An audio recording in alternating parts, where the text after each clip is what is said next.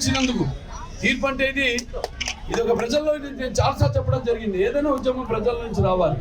మేము పోరాడతాం. పార్టీ మాకు తోడు ప్రజలు కలిస్తే ఇక మన ఉద్యమానికి అంతూ ఉండదని.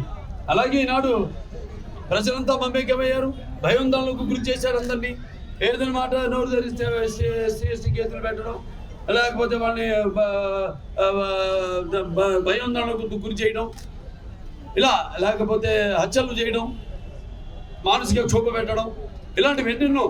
అటువంటిది జనం నిశ్శబ్దంగా ఒక సునామీ వచ్చే ముందు ఎలాగైతే నిశ్శబ్దంగా ఉంటుందో సముద్రం, అలా ఒక అలై మీరంతా కూడా విజృంభించి ఈనాడు రాష్ట్రం అంతా కూడా హిందూపూర్ ఇవాళ 3వ నన్ను గెలిపించారు.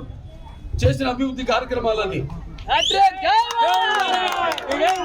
లేకపోతే ఎందుకు చేస్తారు?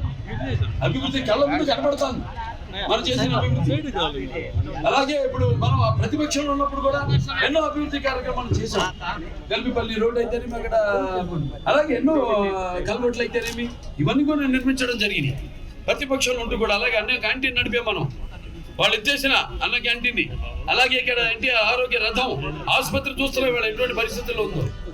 తెలుగుదేశం అధికారంలో ఉన్నప్పుడు ఆసుపత్రిని ఎంత ఉన్నత స్థాయికి తీసుకెళ్ళాం. కార్పొరేట్ హాస్పిటల్స్ తో ధీటుగా మన హాస్పిటల్కి తీసుకెళ్ళాం. అలాగే లేపాక్షి ఉత్సవాలు చేయడం జరిగింది. లేపాక్షిని అంతర్జాతీయ స్థాయిలో దాన్ని దృష్టిలో యునెస్కో దృష్టిలో తీసుకెళ్ళడం జరిగింది. ఇవన్నీ మళ్ళీ మనం చేస్తాం.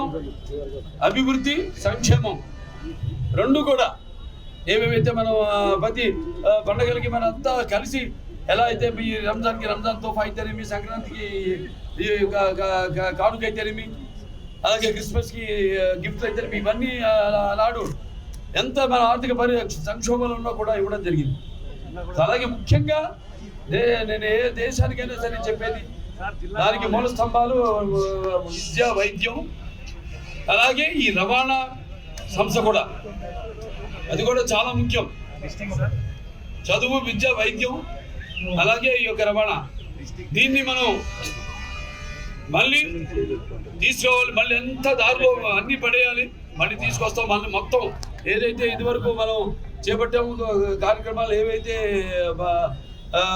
మధ్యలో ఇవన్నీ సరిగ్గా నడవకుండా ఎలాగైతే వ్యవస్థలన్నీ నిర్వీర్యం చేశారో అన్ని వ్యవస్థలను కూడా పునరుద్ధరిస్తాము. ఆ నమ్మకంతోనే మీరందరూ ఓట్లేసే తెలుగుదేశం, అటు జనసేన అయితేనేమి, బీజేపీ అయితేనేమి, అన్నిటికీ దూరంగా, బద్దాలకు అన్నిటికీ దూరంగా అభివృద్ధి మనం ఉన్న పరిస్థితుల నుంచి మనం ఈ ఊపిలోంచి బయటపడాలి. అలాగే మనతో విజన్ ఉన్న నాయకుడు మన చంద్రబాబు నాయుడు గారు. ఆయన ప్రపంచ దేశాల విజన్కి ఒక ఆదర్శం ఆయన.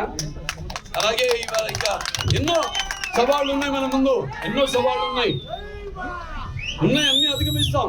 ఆనాడు కూడా ఎన్నో సవాళ్ళని అధిగమించే రాష్ట్రాన్ని మరి ఆర్థిక వనరులు సృష్టించి పక్క రాష్ట్రాలతో ధీటుగా మన రాష్ట్రాన్ని కూడా తలసరి ఆదాయాన్ని తీసుకెళ్ళడం జరిగింది. సో తప్పకుండా ఈ యొక్క రవాణా వ్యవస్థని పునరుద్ధరిస్తాం. ఇక్కడ అన్ని రహదారులు కూడా ఏవేవి ఉన్నాయో అన్నింటిలో కూడా అన్ని ఏవేవైతే పరిశ్రమలు ఉన్నాయో, అలాగే ఎక్కడెక్కడ స్కూళ్ళు, అలాగే ఈ యొక్క గార్మెంట్స్ వర్కర్స్ ఎక్కడెక్కడైతే వాళ్ళంతా రోజువారీ ఎన్నో మైళ్ళు దూరం వెళ్ళి వాళ్ళు కష్టపడుతున్నారు. అందరూ కూడా ఈ రవాణా సౌఖ్యాన్ని మళ్ళీ తిరిగి పునరావృతం చేస్తామని ఈ సభాముఖంగా మీకు తెలియజేసుకుంటే, ఏ దేశం ఆ దేశం అభివృద్ధి చెందిందంటే సర్ఫేస్ ట్రాన్స్పోర్టేషన్ వల్ల. ఒక మూల నుంచి మనకి ప్రజలు రవాణా సౌకర్యం కల్పించడం. నా గుర్తు ఆనాడు అటల్ బిహారీ వాజ్పేయి గారు ప్రధానమంత్రిగా ఉన్నప్పుడు మన కాబోయే ముఖ్యమంత్రి వర్యులు చంద్రబాబు నాయుడు గారు ఆనాడు మరి ఒక సంస్కరణ తీసుకొచ్చారు. వాజ్పేయి గారు చెప్పడం జరిగింది, ఇలా మీరన్నీ రోడ్డు అనుసంధానం చేయండి, దేశం దానంతటి అదే అభివృద్ధి చెందుతుందని. ముందు ఆయన నమ్మలేదు.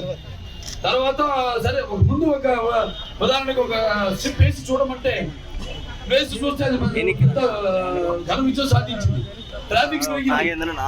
అక్కడి నుంచి మొత్తం దేశమంతా కూడా అప్పుడు అవిభక్త ఆంధ్ర రాష్ట్రంగా ఉన్నప్పుడు మరి రోడ్లు అయితేనేమి, రోడ్డు వెడల్పు చేయడం అయితేనేమి, లేకపోతే ఫ్లైఓవర్లు అయితేనే వేయడం అయితేనేమి, లేకపోతే అవుటర్ రింగ్ రోడ్ అయితేనేమి, ఇలా ఏ దేశం చూసినా కూడా వాళ్ళు చైనా చూస్తున్నాం, మన అమెరికా చూస్తున్నాం, దేశాలన్నీ కూడా అభివృద్ధి చెందింది అంటే ఈ యొక్క రవాణా వ్యవస్థ వల్ల.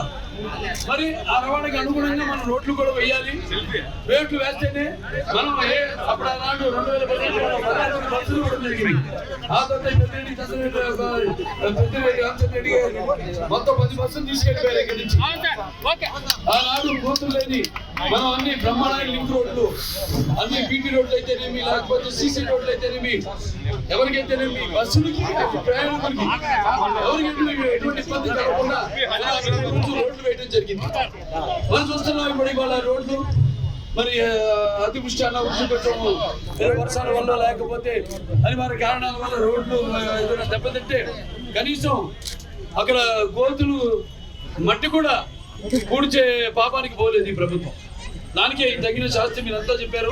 అలాగే ఎంతో మంది ఇక్కడి నుంచి కూడా బయట రాష్ట్రాలుగా పక్క రాష్ట్రం బెంగళూరు అయితే కర్ణాటక గడుతుంటారు, గార్మెంట్ వర్కర్స్ అయితేనేమి.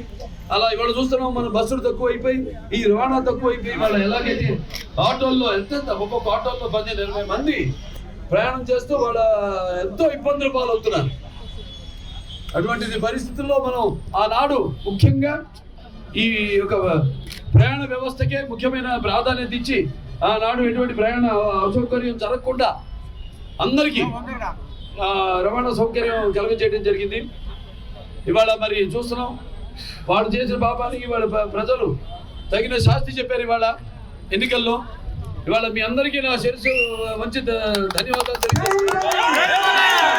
మరిన్ని వీడియోస్ కోసం ఛానల్ ని సబ్స్క్రైబ్ చేయండి. లేటెస్ట్ అప్డేట్స్ కోసం వాట్సాప్ ఛానల్ ని ఫాలో చేయండి. అండ్ లింక్ డిస్క్రిప్షన్ లో ఉంది.